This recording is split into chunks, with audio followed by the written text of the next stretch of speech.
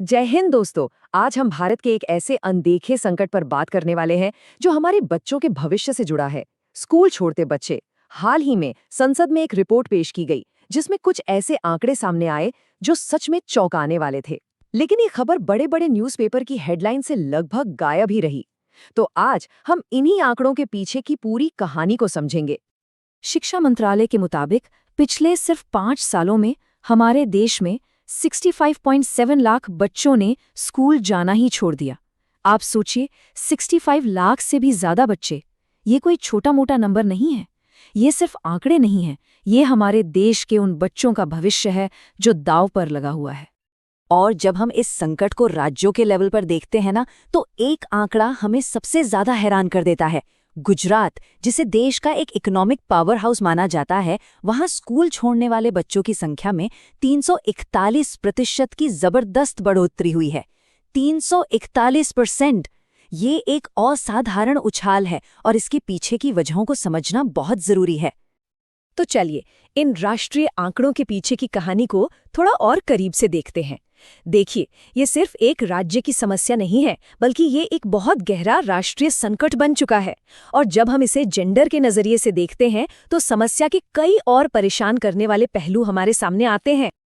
इन 65.7 लाख बच्चों में से लगभग आधी, मतलब करीब 29.8 लाख किशोर लड़कियां हैं।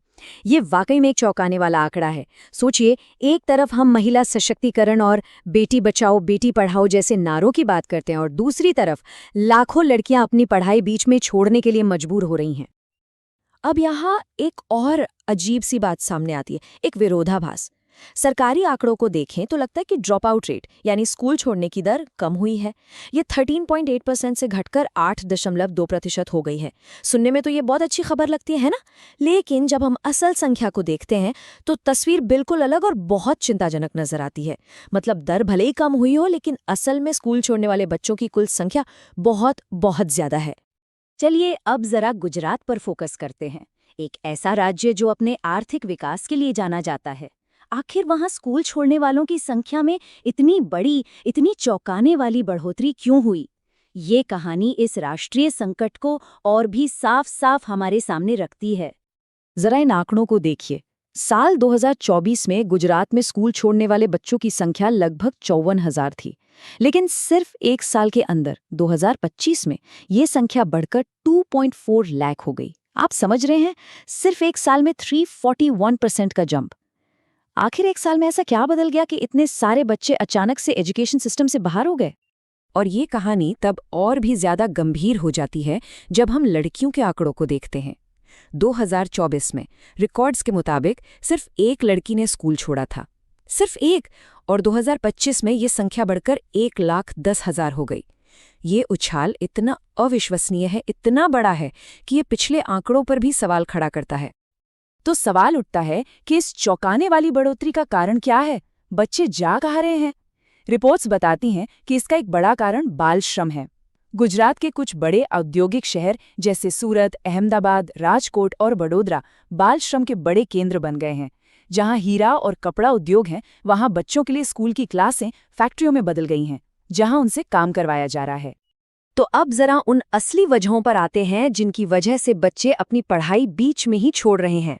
देखिए, ये कोई एक कारण नहीं है, बल्कि ये गरीबी, बाल मजदूरी और सामाजिक दबाव का एक ऐसा जाल है जो बच्चों को स्कूल से दूर खींच रहा है। कुछ कारण तो लड़के लड़कियां दोनों के लिए कॉमन हैं, जैसे गरीबी और बाल श्रम। परिवार का पेट पालने के लिए बच्चों को काम करना पड़ता है। लेकिन लड़कियों के लिए मुश्किलें और भी बढ़ जाती हैं, जैसे घर की जिम्मेदारियां, छोटे भाई बहनों की देखभाल करना, स्कूलों में अच्छे टॉयलेट का न होना और कम उम्र में शादी कर दिया जाना। ये सब उनकी पढ़ाई में सबसे बड़ी रुकावट बन जाते हैं।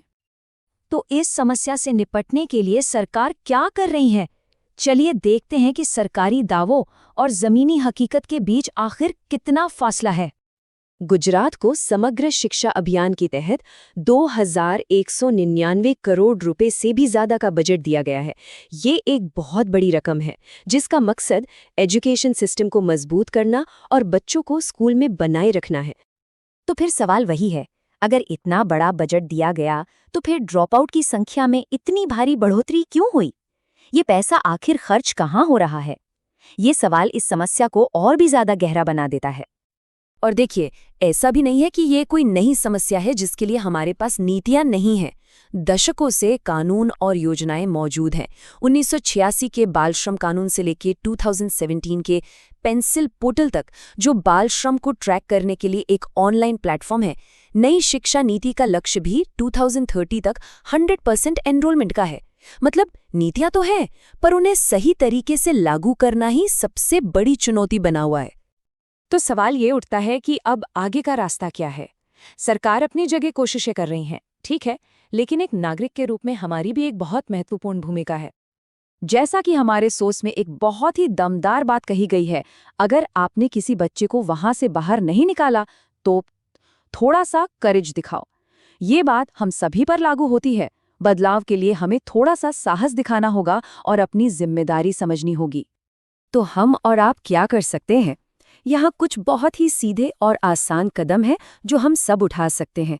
अगर आपको कोई बच्चा बाल मजदूरी करता हुआ दिखे तो फौरन चाइल्डलाइन 1098 पर कॉल करें या पेंसिल पोर्टल पर उसकी शिकायत करें। अपने इलाके की आंगनबाड़ी या स्कूल को बताएं। अगर हो सके तो किसी बच्चे का स्कूल में एडमिशन कराने में मदद करें। ये छोटे छोटे कदम किसी का पूरा भविष्य बदल सकते हैं। तो हम आपको इस आखिरी सवाल के साथ छोड़कर जा रहे हैं। नीतियां मौजूद हैं, बजट भी दिया जा रहा है, लेकिन हर जरूरतमंद बच्चे तक उनकी पहुंच कौन सुनिश्चित करेगा? ये सिर्फ सरकार का काम नहीं है, ये हम सबकी एक सामूहिक जिम्मेदारी है। ऐसी ही जानकारी के लिए सब्सक्राइब कीजिए ऑल कैन स्टडी को। Thank you. चलिए नेक्स्ट वीडियो पर मिलते हैं।